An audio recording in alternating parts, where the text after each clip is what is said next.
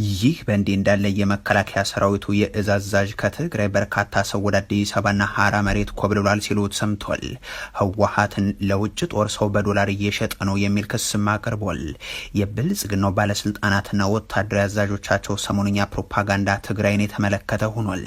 በድሮን ጥቃት የታጀበውን ወታደራዊ ፕሮፓጋንዳውን ከሚያከናውኑ አመራሮች አንዱ የማዕከላዊ እዛዛዥ የሆኑት ጀነራል ዘውዱ በላይ ትግራይ ላይ ባነጣጠረው ንግግራቸው ተበዳይ መስለው ይመጣሉ፣ ሊያጠፉን ነው፣ ሊጨፈጭፉን ነው እያሉ ይሰብካሉ ሲሉ ይከሳሉ። ነገር ግን መከላከያ ሰራዊቱ ምንም እንደማያደርጋቸው ያውቃሉ የሚለው የጀነራሉ ንግግር ግን ሾርት ሚሞሪያም በሚለው ህዝባቸው ሳይቀር ከ5 ዓመታት በፊት በትግራይ የፈጸመውን የሚረሳላቸው አይሆንም። እሳቸው ግን አሁን ህወሓት ወጣቶች ለአልብርሃን ጦር በዶላር እየሸጠ ነው በማለት ይናገራሉ። ይህ ጉዳይ በብልጽግናው ሹማምንት በኩልም ከዚህ በፊት ተደጋግሞ ሲገለጽ የነበረ ነው። ጀነራል ዘውዱ በአሁኑ ወቅት ወደ አዲስ አበባ በርካታ ሰው መኮብለሉን ጥቂት የማይባል ደግሞ ወደ ሀራ መሬት መግባቱን ያነሱናም ነገር ግን ይሄን በብልጽግና የሚደገፈውን ታጣቂ ኃይል ትግራዋይ ላይ አይተኩስም ይላሉ እና ማን ላይ ይተኩስላቸው በሚል ማብራሪያ አቅርበዋል።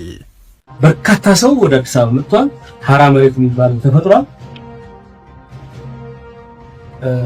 ሀራ መሬቶችን እንዲመለሱ እንድንሏቸው ትግራዋይ የሆነ እንዴት ትግራዋይ ይመታል? አንድነታችን ነው መጠበቅ ያለው። ምን ማለት ነው? ትግራዋይ የሆነ እርስ በርሱ አይመታታም። ታዲያ ማንን ነው የሚመቱ? ማንን ነው የሚመቱ? አማራ ነው የሚመቱ? ኦሮሞ ነው የሚመቱ? ማንን ነው የሚመቱ? ብልጽግና የሚባል ህዝብ ያልተፈጠረ ብልጽግና ምናምን እኒ ጀነራል አሁን ህወሓትና ሌሎችንም እየጠቀሱም ጦርነትን የመቀስቀስ ስጋትም እያነሱ ቢያቀርቡም ከሳምንታት በፊት ግን ጽምዶ ያሏቸውን ኃይሎችን ጨምሮ ጠላቶቻችን እንዳይጣመሩ አደረግናቸው፣ ሴራቸውንም በጣጠስ ነው፣ ሞፈርና ቀንበርም ነጠቅናቸው እያሉ ሲናገሩ ተሰምተው እንደነበር የሚዘነጋ አይሆንም። ምንም ነገር ማድረግ አይችሉም። ጽምዶ ቢሉ ምን ቢሉ ቀምተናቸው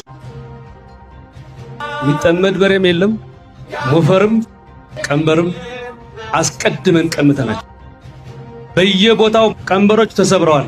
ያደረጉት ሴራ ሁሉ በጣሳችሁታል፣ በጣሰነዋል። ቅዱስ ገብርኤል ጠባቂ ነው፣ ከእሳት ያወጣል ከነደደው። ቅዱስ ገብርኤል ጠባቂ ነው፣ ከእሳት ያወጣል ከነደደው። ዋሴ ነህና ጠበቃዬ፣ ዋሴ ነህና ጠበቃዬ፣ ዋሴ ነህና ጠበቃዬ፣ ዋሴ ነህና ጠበቃዬ። መልአኩ ገብርኤል አብሶም አለኔ፣ በሚፈሩ ዙሪያ ትሰፍራለህ አንተ። ማዳንህን አይቶ ልቤ ተደሰተ። ዋሴ ነህና ጠበቃዬ፣ ዋሴ ነህና ጠበቃዬ። አይኔ ነህና ብርሃኔ፣ አይኔ ነህና ብርሃኔ። መልአኩ ገብርኤል አብሶም አለኔ፣ ቅዱስ ገብርኤል ጠባቂ ነው፣ ከእሳት ያወጣል ከነደደው።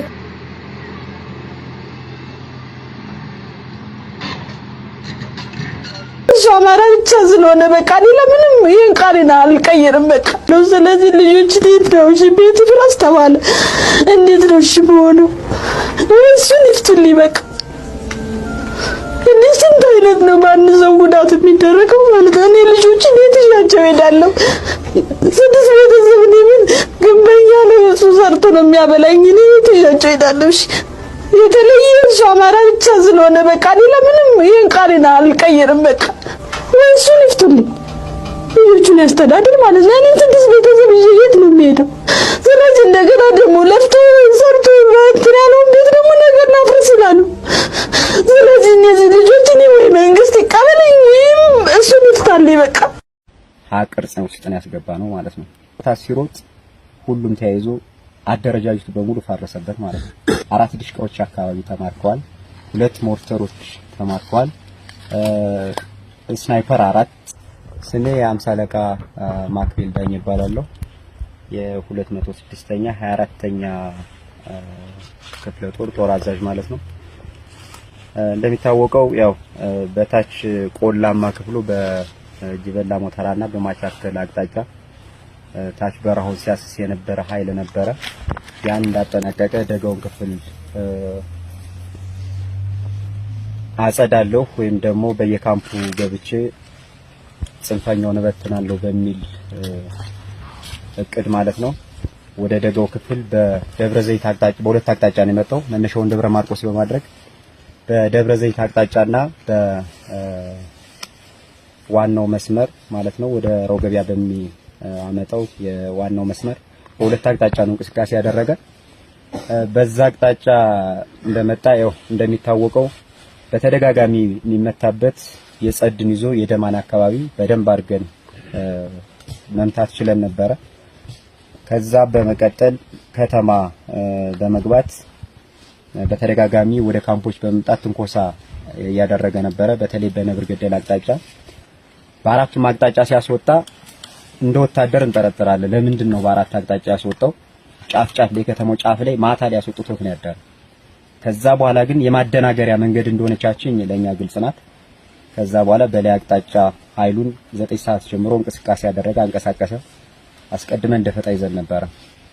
በወሰነ ኃይል ደፈጣ ይዘን ስለነበረ የተወሰነ ተታክሰውት ወደ ኋላ እንዲያፈገፍጉ ነው ያደረገው። ዋናው ኃይል ግን ላይ ደጋው ክፍል በተለይ በተለምዶ ቴሊው አካባቢ የሚባል ቦታ አለ ወይ በላይ ዋናውን ኃይላችንን ያደረግነው ከኋላ ነው። ከፊት ለፊት ግን ከ30 እስከ 40 ያሉ ኃይሎችን ደፈጣ ሊያስይዘን ነበር። እነዛ ተታክሰው 10 ሰዓት አካባቢ ወደ ኋላ እንዲሸሹ ነው ያደረገው። ከዛ በኋላ ያን የተከተለ ላይ ደጋው ክፍል እንደደረሰ ቅርጽ ውስጥ ነው ያስገባ ነው ማለት ነው። ከዛ በኋላ ግን የመጀመሪያውን ፊት ለፊት የተሻለ ኃይል አስገብተን እንደሰበር ነው አንዱ ምሽግ እንደተሰበረ ቀጥታ ሲሮጥ ሁሉም ተያይዞ አደረጃጀቱ በሙሉ ፈረሰበት ማለት ነው። በዚህ ውጊያ ውስጥ ቀጥታ ሮገቢያ ተመልሶ እንዳይገባ በስተግራ በኩል ያለው ሰብሮ መስመሩን እንዲዘጋ አደረግን። በተሳተ መንገድ ያልሆነ አቅጣጫ ወደ ጎዴብ ጫካ የሚባል አቅጣጫ እንዲሄድና ያው አደረጃጀቱ ቶሎ ዞሮ እንዳይዋጋ እግር በእግር እየተከታተለ እንግዲህ 3 ሻለቃ ነው ወጥቶ የነበረ ውስን ኃይል ገብቷል። ስለዚህ 4 ዲሽቃዎች አካባቢ ተማርከዋል። 2 ሞርተሮች ተማርከዋል። ስናይፐር 4 ብሬኖች ከ10 በላይ አሉ ተማረኩ። መገናኛዎች አሉ። ብዙ ነገሮች ያው ተተኳሽ እንግዲህ መቁጠር አትችልም። ዘው ያነሳ በእነሱ ነው የምትጠቀመው። መኮኞች እዚህ ጋር ከ60 ምናምን በላይ አሉ። በዚህ ውጊያ ውስጥ እንግዲህ ይሄን 60 ሰው ለመማረክ በቁጥጥር ስር ለማዋል ምን ያህል ሰው ገለህ እንደሆነ ማንም ሰው ያውቀዋል። ስለዚህ ብዙ መሳሪያዎችን ቢያንስ ከ150 በላይ መሳሪያዎች ክላሾችን መያዝ ችለናል።